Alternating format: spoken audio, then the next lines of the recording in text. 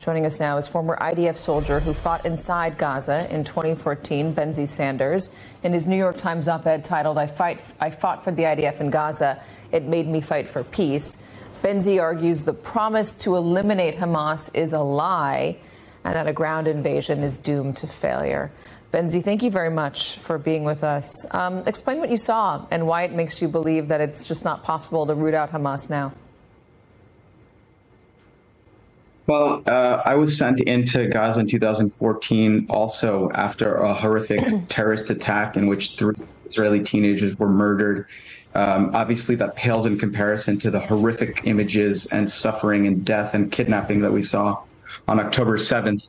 But the images that I see now of bombardments and tanks and IDF soldiers engaging with Hamas militants in tunnels and in urban basically post-apocalyptic urban environment reminds me of my own experience.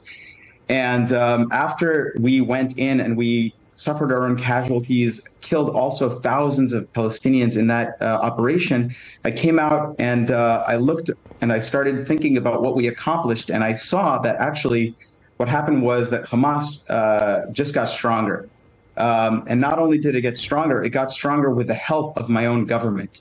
My own government thought that it was convenient and preferable to bolster Hamas while it simultaneously delegitimized and called Palestinian initiatives from the Palestinian Authority at the UN diplomatic terrorism, delegitimized Palestinian human rights activists, human rights organizations, designating them as terrorist groups, meanwhile facilitating the transfer of hundreds of millions of dollars to Gaza into the hands of Hamas. And they just got stronger.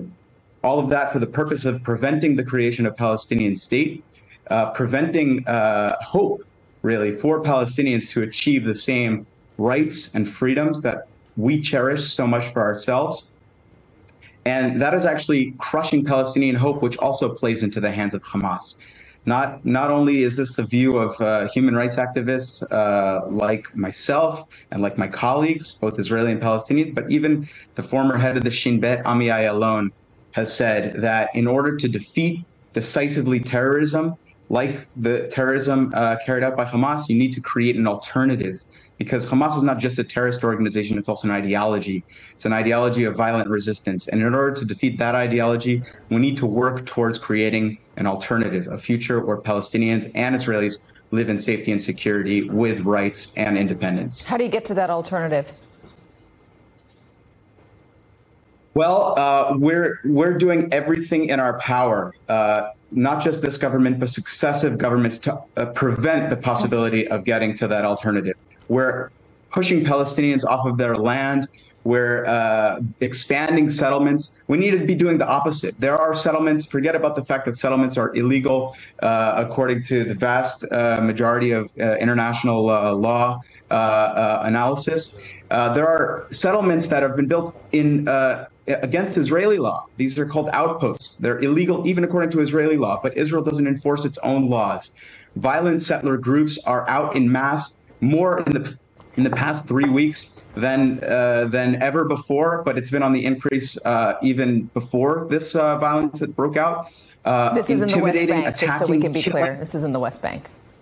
Yeah. So this is even in the areas where Hamas has not taken over. We're oppressing, allowing for the destruction of those any hope.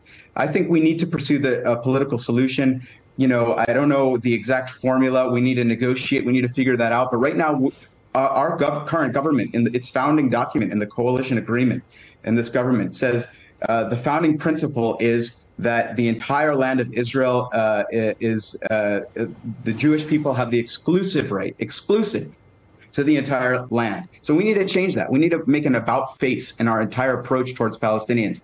Soldiers to a horrific fighting in which many are being killed and injured, and we don't have a vision. So I think this is a horrific mistake. We need to stop. We need to commit and make not just in words, not just is Israel. We need also our partners or the people who believe in a future for Israelis and Palestinians to also make demands that there's actual commitments on the ground, not just lip service to the idea of a future of a Palestinian state and Palestinian independence. Benzi Sanders, thank you very much for joining us, and I encourage everybody to read your op-ed in the Times. It's really interesting.